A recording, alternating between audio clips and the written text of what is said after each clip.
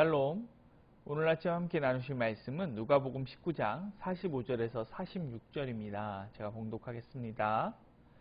성전에 들어가사 장사하는 자들을 내쫓으시며 그들에게 이르시되 기록된 바 내 집은 기도하는 집이 되리라 하였거늘 너희는 강도의 소굴을 만들었도다 하시니라. 아멘.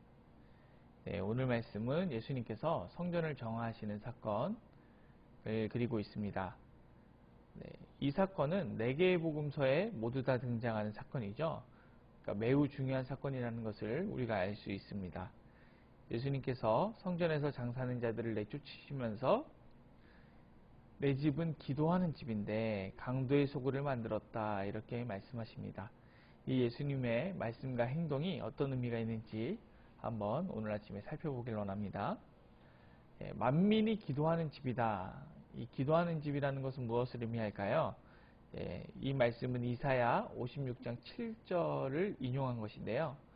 그 의미를 알기 위해서 조금 더 앞구절인 이사야 56장 4절부터 7절까지를 제가 한번 읽어보겠습니다.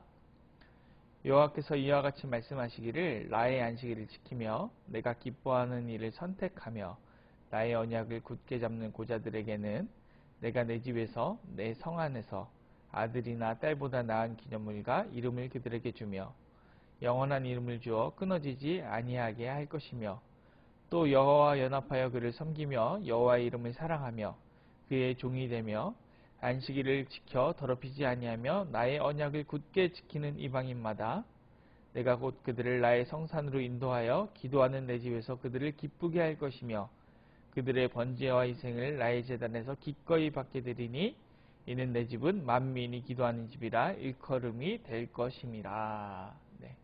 오늘 말씀 읽어보니까 무엇이냐면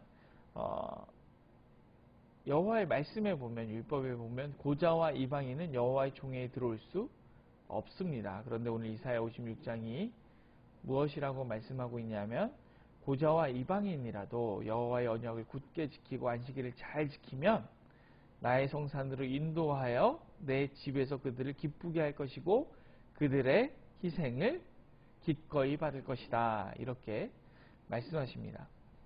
그럼 강도의 소굴은 또 어떤 의미가 있을까요? 이 강도의 소굴은 예레미야 7장 11절을 인용하고 있는데요. 제가 한번 읽어보겠습니다. 내 이름으로 일컬음을 받는 이 집이 너희 눈에는 도둑의 소굴로 보이느냐 보라 나 곧 내가 그것을 보았노라 여호와의 말씀이니라.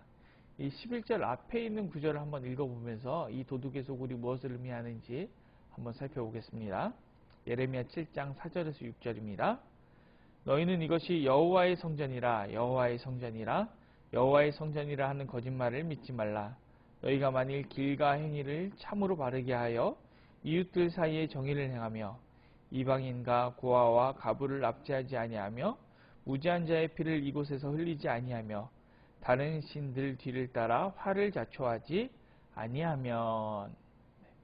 그러니까 이 여호와의 성전의 원래 취지와 의미는 무엇이냐면 이웃들 사이에서 정의를 행하고 이방인과 고아와 가부를 압제하지 않는 것입니다.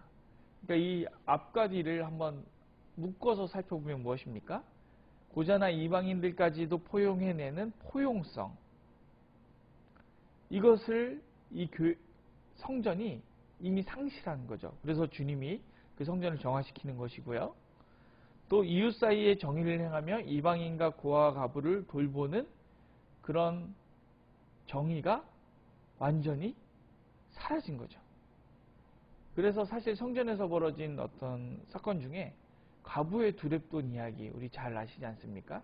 그것이 가부의 이 적은 헌금을 주님께서 칭찬하신 게 아니라 가부의 두렙돈 이야기 바로 전에는 과부의 가산을 삼키며 외식으로 길게 기도하는 자들이여 하면서 서기관을 꾸짖는 내용이 들어있습니다. 그래서 사실은 헌금을 칭찬한 것이 아니라 이 가부 두렵돈밖에 없는 가부에게까지 헌금을 받아야겠냐라고 주님이 꾸짖으시는 장면이죠. 그러니까 성전이 성전된 참 의미를 완전히 상실해버렸기 때문에 우리 주님께서 가셔서 이 성전을 정화시키시는 거죠. 그래서 우리가 성전의 참 의미를 한번 찾아갔으면 좋겠습니다. 이 성전은 건물을 의미하는 것이 아니죠. 물론 우리가 이 성전되는 행동, 그러니까 이 포용적으로 이방인에게까지 다가가는 이런 것들이나 이방인과 객과 과를 돌보는 이것들을 교회 건물에서 할 수 있습니다. 그래서 교회 건물을 어떻게 우리가 늘 만들려고 노력을 해야 되냐면 이런 포용성과 사랑을 우리가 가질 수 있는 공간으로 창출하려고 노력을 해야 되죠. 그래서 우리가 올림북 카페나 이제 스터디 카페 꿈틀 이런 이름으로 만들어서 이웃사회를 위해서 우리가 다가가려 노력을 하는데, 그렇게 하는 것이 진짜 성전의 의미를 찾아가는 그런 모습이라고 저는 생각을 합니다. 그리고 이 예수 그리스도께서 복음서에서 이 성전을 완전히 대체하시죠. 그리고 고린도전서에 가면은 그 성전 대신 예수의 영이 우리 안에 오시기 때문에 우리가 성전이 됩니다. 제가 고린도전서 3장 6절을 읽어보겠습니다.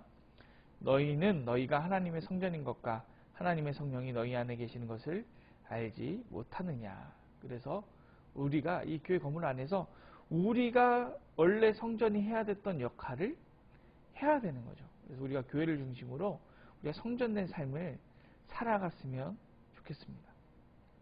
우리 주님께서 이 예루살렘 성전이 성전됨을 상실할 때 그 성전을 정화시키시고 그곳에 있는 장사치들을 쫓아내셨던 걸 우리가 볼 수 있습니다.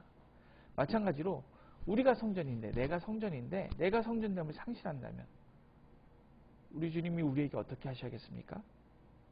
저는 만약에 우리가 성전됨을 상실할 때 주님이 나에게 찾아오셔서 나를 정화시켜 주셨으면 좋겠습니다. 그래서 내 안에 어떤 장사치 신앙이 남아있다면, 장사치 정신이 남아있다면 그것들을 싸그리 몰아내 주시고 정말 예수의 영으로 가득하게 채우셔서 정말 나를 중심으로, 나의 삶을 중심으로, 또 우리 교회를 중심으로 성전된 삶을 살아갈 수 있도록 우리를 변화시켜 주셨으면 좋겠습니다.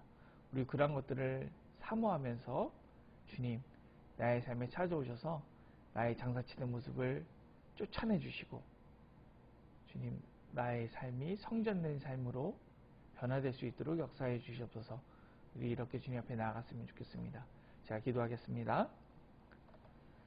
하나님, 이제 우리가 주님이 거하시는 성전입니다. 원래 하나님께서 성전을 통해서 하시려던 일, 우리를 통하여 하여 주시고 우리가 그 일들을 해내지 못할 때마다 주님 우리에게 찾아오셔서 우리 안에 있는 장사치 신앙을 제거하여 주시고 정말 주님이 우리를 통해서 하시려던 일들, 우리를 통해서 마음껏 하실 수 있도록 우리를 주님께 내어드릴 수 있는 그런 신앙 될 수 있도록 역사하여 주시옵소서. 감사를 드리며 예수님의 이름으로 기도드립니다. 아멘. 예, 오늘 도구 기도는 미래 군선교 네트워크와 군선교 기관들을 위하여 기도하겠습니다. 그리고 기도하신 후에 나라 민족을 위해서, 교회와 이웃을 위해서, 그리고 각자의 기도 제목을 가지고 자유롭게 기도하시면 되겠습니다. 기도하시겠습니다.